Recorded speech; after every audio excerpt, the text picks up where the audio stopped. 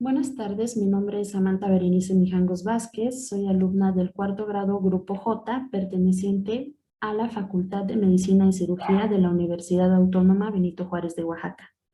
El día de hoy les voy a hablar sobre la silicosis, que es una enfermedad considerada en el temario de neumología impartido por el doctor Jesús Gil Gómez. Vamos a empezar por definir qué es la silicosis. La silicosis es una enfermedad fibrótica del pulmón que pertenece al grupo de las neumoconiosis.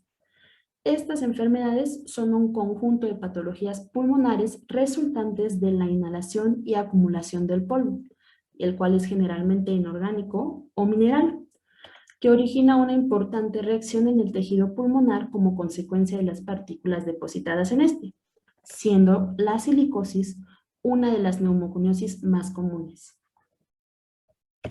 La palabra silicosis deriva del latín silex, que significa pedernal. Es quizá la enfermedad ocupacional más antigua dentro del grupo de las neumoconiosis, pudiendo existir incluso desde el Paleolítico. Esta fue descrita por Hipócrates cuando observó cierta dificultad respiratoria en los excavadores del metal. El polvo de sílice es el principal constituyente de la arena.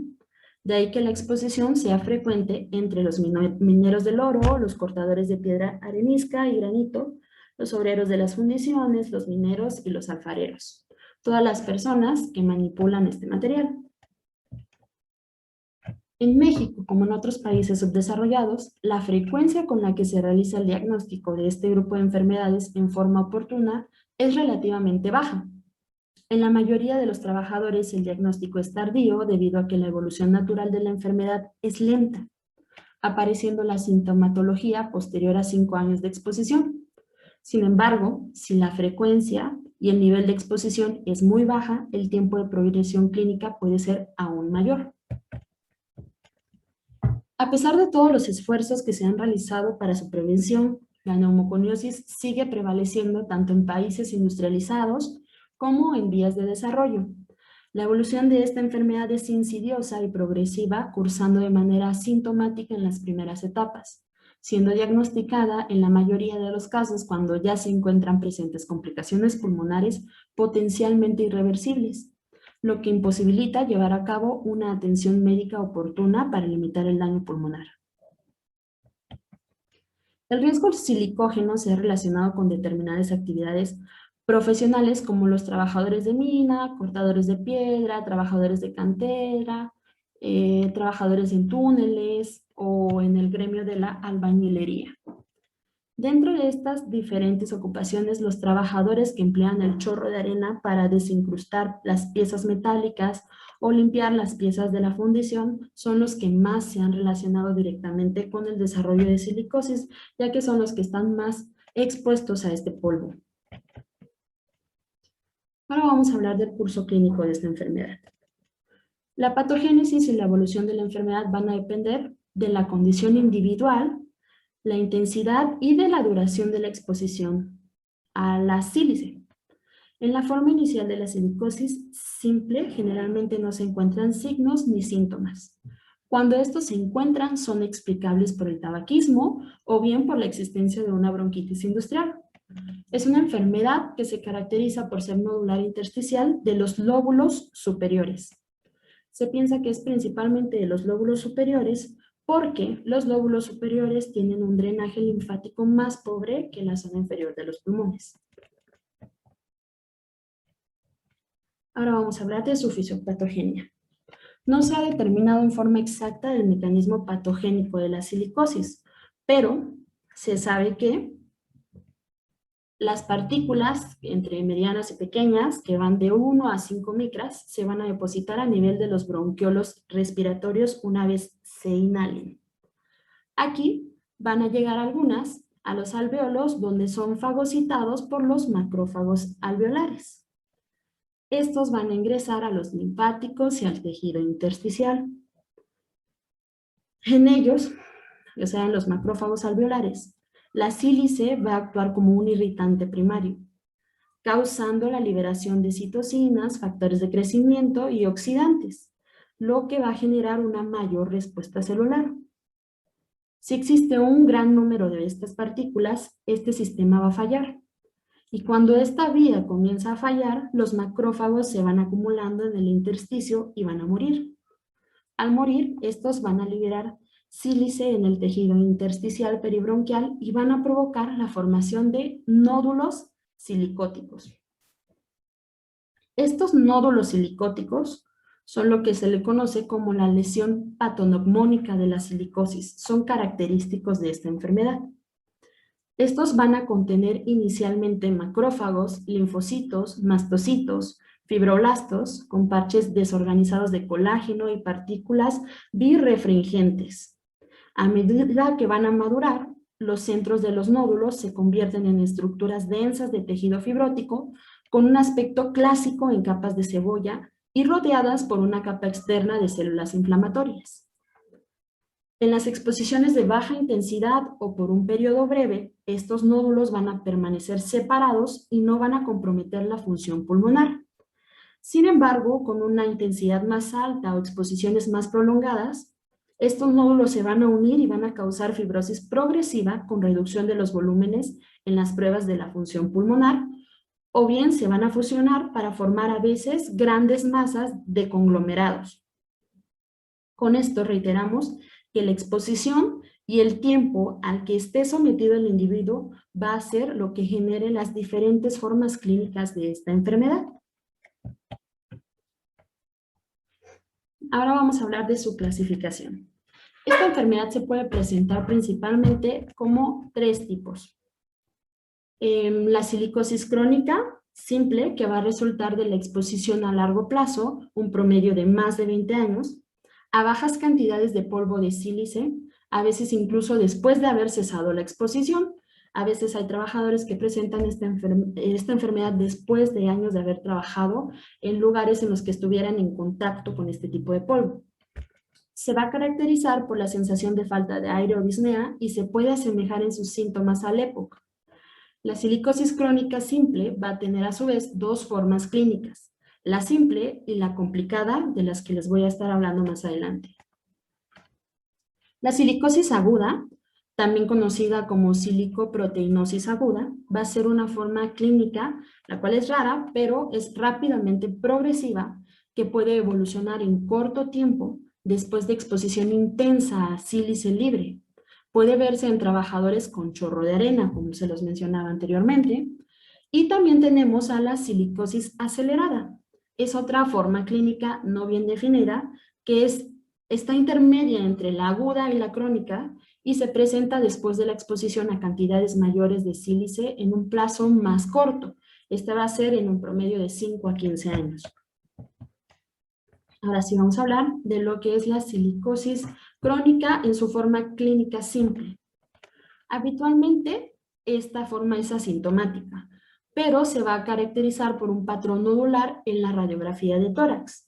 Los hallazgos de imagen que vamos a encontrar van a ser nódulos redondeados bien definidos de 1 a 3 milímetros. Va a encontrarse también o se va a distribuir preferentemente en las porciones posteriores de los 2/3 superiores del pulmón. Como les mencionaba, la preferencia por los lóbulos superiores se explica por la existencia de un drenaje linfático más pobre en los lóbulos superiores que en el inferior. Se puede encontrar un patrón reticular en campos pulmonares inferiores, y bien este puede estar solo o en combinación con los nódulos que ya mencionábamos arriba. A medida que avanza esta enfermedad, puede aumentar de tamaño, número y extenderse más involucrando todo el pulmón, estos nódulos. Va a presentar un patrón simétrico y los nódulos pueden calcificarse. Aquí se presenta una radiografía de tórax en la que podemos ver ese patrón nodular simétrico en ambos pulmones. También podemos realizar tomografías computarizadas, las cuales van a tener mayor sensibilidad que una radiografía de tórax. En esta vamos a encontrar micronódulos perilinfáticos menores de 7 milímetros, que va a estar más profuso en los lóbulos superiores, más definidos que los que se observan en otras neumoconiosis, y puede detectarse calcificaciones también. Y los nódulos subpleurales pueden producir pseudoplacas, que las vamos a ver ahorita. Como les mencionaba, pueden haber calcificaciones. Estas se les conocen como calcificaciones en cascarón de huevo, que se van a presentar en ganglios linfáticos periliares. Estos se deben de correlacionar con la antecedente exposición de sílice, porque pueden encontrarse también en otras enfermedades, como es la sarcoidosis. En la forma clínica complicada de la silicosis crónica, vamos a encontrar la presencia de masas originadas por la confluencia de los nódulos llamadas fibrosis masiva progresiva.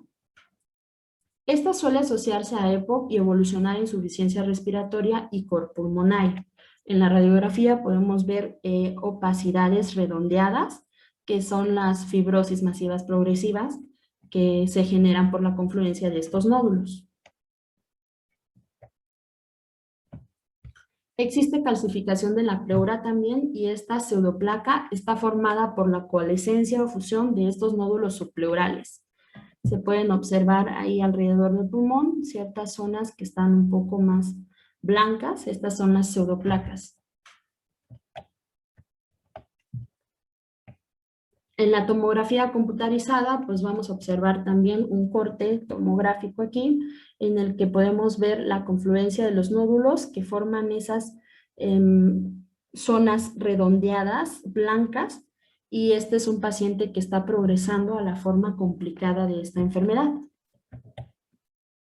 Ahora, para el diagnóstico, este se va a basar en la historia laboral de exposición a la sílice, con un tiempo de latencia variable en función de la magnitud de la exposición, las manifestaciones clínicas y radiológicas típicas y la exclusión de otras causas de enfermedades pulmonares intersticiales difusas. En general, los síntomas se pueden iniciar como una bronquitis, para la que el médico nos puede indicar una placa de tórax, apareciendo como hallazgo las opacidades que ya vimos que caracterizan a la silicosis.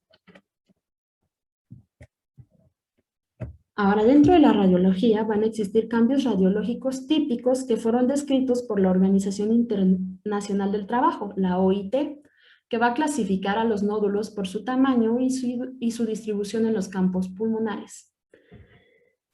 Tenemos que van a haber anormalidades parenquimatosas, que van a consistir en opacidades pequeñas y grandes.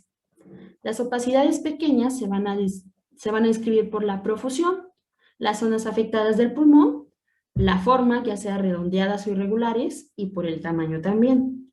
La profusión se refiere a la concentración de las lesiones en las zonas afectadas del pulmón al compararlas con las radiografías estándar. Las opacidades redondeadas van a ser lesiones que se denominan como P, las que son de 1.5 milímetros, Q, las que son menores a 1.5 a 3 milímetros, y R, las que son mayores a 3 a 10 milímetros según el tamaño. También vamos a tener opacidades irregulares, para las cuales se van a utilizar las siglas S, T y U, siendo para la S hasta 1.5 milímetros, para la T mayores a 1.5 a 3 milímetros, y para la U mayores de 3 a 10 milímetros según su tamaño. Para las opacidades grandes, su clasificación se va a dividir en categorías A, B y C. Para la categoría A vamos a tener que va a ser una opacidad cuya dimensión mayor va a llegar hasta los 50 milímetros, o varias opacidades cuyas dimensiones mayores sumen hasta 50 milímetros. Para la clasificación B vamos a tener que van a ser opacidades cuya dimensión mayor supere los 50 milímetros, pero no el área equivalente a la zona superior derecha, o bien varias opacidades cuyas dimensiones mayores sumen más de 50 milímetros, pero no superan el área equivalente a la zona superior derecha. Para la clasificación C vamos a tener opacidades grandes que superan el área equivalente a la zona superior derecha, o varias opacidades.